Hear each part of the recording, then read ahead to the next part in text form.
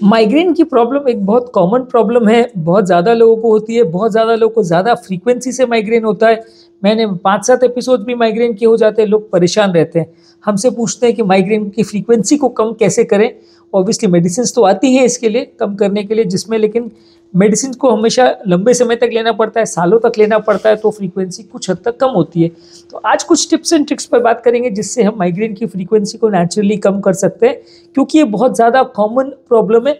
और ये सारे टिप्स को आप बाकी हेडेक्स में भी यूज़ कर सकते हैं, जिससे कि कंपेरेटिवली आपको हेडेक होने का फ्रीक्वेंसी कुछ हद तक कम हो जाएगा। सबसे पहला है कि जो चीज़ आपके माइग्रेन को ट्रिगर कर रही है उसको आइडेंटिफाई करने का कोशिश कीजिए। हर व्यक्ति में कुछ एक स्पेसिफिक ट्रिगर होता है जिसकी वजह से उनको माइग्रेन का प्रॉब्लम होता है। किसी में बहुत ज़्यादा मेंटल स्ट्रेस होने की वजह से होता है, किसी में कोई स्पेसिफिक फूड, स्पेशली कुछ चाइनीज़ फूड्स या कुछ स्पेसिफिक फ्रेग्रेंस की वजह से होता है, कोई स्पेशल सॉसेज वगैरह चाइनीज़ में खासकर जो डालते हैं उसकी वजह से भी कई बार हो सकता है। किसी व्यक्ति की नींद पूरी नहीं होती है तो उसकी वजह से हो सकता है। किसी व्यक्ति का एपेटाइट पूरा नहीं होता है, यानी उसका खाना उसको नहीं मिल पाता है, उस वजह से होता है। किसी को ब्राइट लाइट्स की वजह से होता है, बहुत ज़्यादा तेज रोशनियों की वजह से होता है। तो आपको किस वजह से हो रहा है उसे आप आइडेंटिफाई करके अगर उसको प्रॉपर्ली ट्रीट करेंगे तो माइग्रेन के आपको ट्रिगर्स कंपेरेटिवली कम हो जाएंगे, आपको बार बार हेडेक्स कंपेरेटिवली नहीं होगा। माइग्रेन में देखिए प्रॉब्लम ये है कि एक बार अगर वो चालू हो गया तो उसे कंट्रोल करना बड़ा मुश्किल है। बहुत सीवियर हेडेक होता है, लोगों का पूरा दिन खराब हो जाता है और पेन किलर्स खाते रहते हैं, जब तक वो सो नहीं जाते तब तक उनका टाइम बिगड़ता है, पूरा दिन खराब हो जाता है। तो माइग्रेन का ट्रिगर अगर आपने आइडेंटिफाई कर लिया तो आपके लिए बहुत ज़्यादा उपयोगी साबित होगा और आपका पूरा दिन खराब होने से काफ़ी हद तक बच जाएगा। नेक्स्ट है कि कंसिस्टेंट स्लीप शेड्यूल रखिए। प्रॉपर स्लीप अगर आप नहीं रखते हैं और आप प्रॉपर टाइम पे अगर नहीं सोते तो आपका फ्रीक्वेंसी माइग्रेन्स का हमेशा ज़्यादा रहेगा। किसी दिन कोई व्यक्ति 8 बजे सो रहा है, किसी दिन 12 बजे सो रहा है, किसी दिन 3 बजे सो रहा है। अगर आप इस तरह का स्लीप फ्रीक्वेंसी रखेंगे तो आपको माइग्रेन्स और हेडेक्स होने का चांस बहुत ज़्यादा रहेगा। मेरा खुद का एक्सपीरियंस भी है कि क्योंकि मैं कार्डियोलॉजिस्ट हूँ तो रात को जब भी हमको जागना पड़ता है, रात को 2-3 बजे अगर जाके किसी का एंजियोप्लास्टी करना पड़ता है तो अगले दिन हेडेक होता ही होता है और अगले दिन काम करना मुश्किल हो ही जाता है। दिन भर में कम से कम उस दिन आपको 2-3 पेन किलर्स खानी ही पड़ती है। 90% ऑफ द टाइम्स ऐसा होता है। मेरे साथ खासकर एपेटाइट के लिए भी ऐसा होता है कि जिस दिन मेरा आफ्टरनून का अगर लंच स्किप हो जाता है या मॉर्निंग का ब्रेकफास्ट खाने को टाइम नहीं मिलता है, कुछ भी अगर ऐसा हो जाता है तो उस दिन आपको हंगर हेडेक भी हो ही जाता है। तो इस तरह के केसेस में अगर आप प्रॉपर स्लीप शेड्यूल अगर रख पाते हैं, ऑब्वियसली हमारा तो प्रोफेशन ऐसा है कि हम हेल्प नहीं कर सकते, हमको तो रात भर कई बार जागना ही पड़ता है क्योंकि रात को पेशेंट्स आते हैं तो उनको ट्रीटमेंट करना पड़ता है। लेकिन नॉर्मली जिनको नाइट ड्यूटीज़ वगैरह उतनी नहीं है और जो लोग का नॉर्मल स्लीप शेड्यूल मेंटेन कर सकते हैं उनको डेफिनेटली करना चाहिए। अगर नाइट ड्यूटी है भी आपकी तो भी उसका सर्काडियन रिदम प्रॉपरली मेंटेन करिए। हर 5 दिन में स्लीप साइकिल को चेंज मत करिए। 15 दिन या 1 महीना एक पर्टिकुलर शिफ्ट में काम करिए, फिर 1 महीना एक और शिफ्ट में काम करिए। इस तरह से आप बॉडी को थोड़ा एडजस्ट होने का टाइम देंगे तो आपको कंपेरेटिवली हेडेक्स कम होगा। नेक्स्ट इंपॉर्टेंट टिप है हाइड्रेशन अच्छा रखिए, पानी ज़्यादा पीजिए। काफ़ी स्टडीज़ ने ऐसा शो किया है डिहाइड्रेशन की वजह से माइग्रेन के चांसेस बढ़ जाते हैं। बॉडी अगर पानी से डिप्राइव्ड है, डिहाइड्रेटेड है तो फ्रीक्वेंसी ज़्यादा रहेगी। तो आपको ज़्यादा पानी पीना है। ऐसा नहीं बोलूँगा कि 10 लीटर पानी पी जाइए, 2-3 लीटर पानी आप रखें तो अच्छा है। जिन लोगों को अगर सीवियर हार्ट फेलियर का प्रॉब्लम है या ऐसा कुछ और है तो वो अपने डॉक्टर के साथ डिस्कस कर सकते हैं। पर ज़्यादातर लोग जिनका हार्ट नॉर्मल है और कोई रेस्पिरेटरी प्रॉब्लम या कार्डियक प्रॉब्लम नहीं है तो वो अगर 2-3 लीटर पानी ज़्यादा पी रहे हैं तो उसमें उनके लिए हेल्थ के लिए अच्छा है, बुरा नहीं है।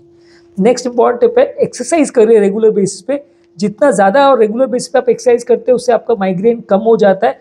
लेकिन बहुत ज़्यादा ओवर वर्क मत करिए, बहुत ज़्यादा ओवरडू अगर आप करने की कोशिश करेंगे, बहुत ओवर फिजिकल एक्टिविटी अगर आप करते हैं तो उसकी वजह से भी आपका माइग्रेन की फ्रीक्वेंसी बढ़ सकती है और आपको माइग्रेन के अटैक्स आना बढ़ सकता है।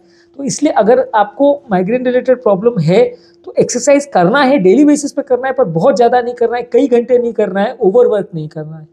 नेक्स्ट है स्ट्रेस रिडक्शन टेक्निक्स को फॉलो करिए। मेडिटेशन है, योगा है, डीप ब्रीदिंग है, ये आपके स्ट्रेस रिलेटेड प्रॉब्लम्स और माइग्रेन रिलेटेड प्रॉब्लम्स और हेडेक को काफ़ी हद तक कम करता है। जिन लोग को भी हेडेक रिलेटेड प्रॉब्लम है उनको योगा, मेडिटेशन और डीप ब्रीदिंग एक्सरसाइज करनी चाहिए। योगा के दौरान भी आपको गहरी सांस लेना, गहरी सांस छोड़ना, ये सब चीज़ें बताई जाती है। तो ये डीप ब्रीदिंग एक्सरसाइज आपके माइग्रेन की फ्रीक्वेंसी को कम कर सकते हैं, आपके हेडेक के कम कर सकते हैं। बाकी स्ट्रेस रिलेटेड हेडेक्स में भी आपकी मदद करते हैं। तो जितना आप रिलैक्स रहेंगे उतना माइग्रेन कम आएगा।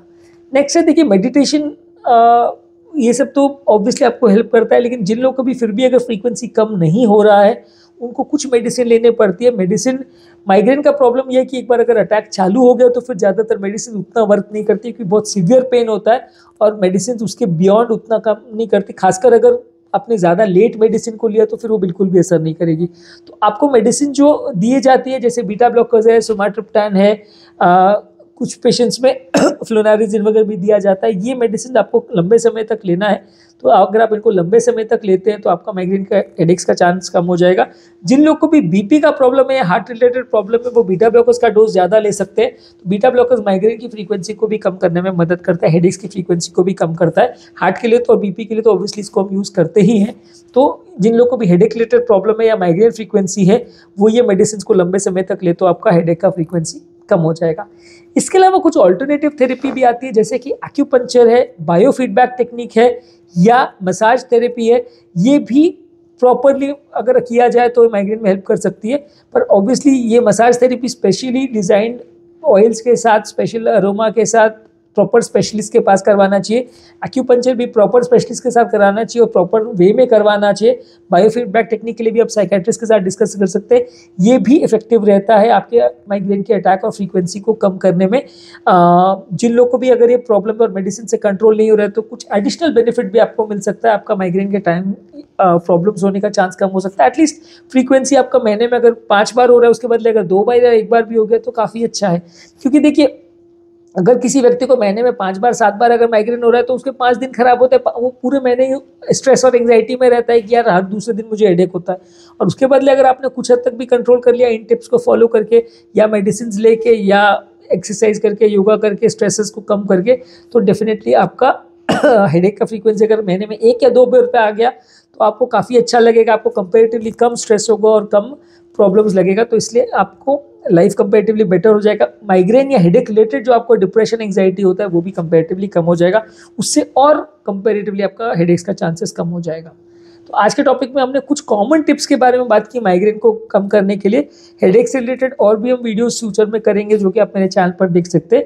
यदि इस टॉपिक को संबंधित आपकी कोई कमेंट्स, क्वेरी, सजेशन है, कोई और टॉपिक्स पर आप चाहते हैं वीडियोस बनाए, कोई पेशेंट रिलेटेड क्वेरीज है तो नीचे कमेंट सेक्शन में उनके बारे में बताइए, हम उन्हें कवर करने का प्रयास करेंगे। अंत में मैं डॉक्टर नवीन अग्रवाल तहे दिल से आपका शुक्रिया अदा करूँगा कि आपने इस टॉपिक को एंड तक देखा। जो लोग हमारे चैनल पर नए हैं उन्हें रिक्वेस्ट करूँगा कि चैनल को सब्सक्राइब करें।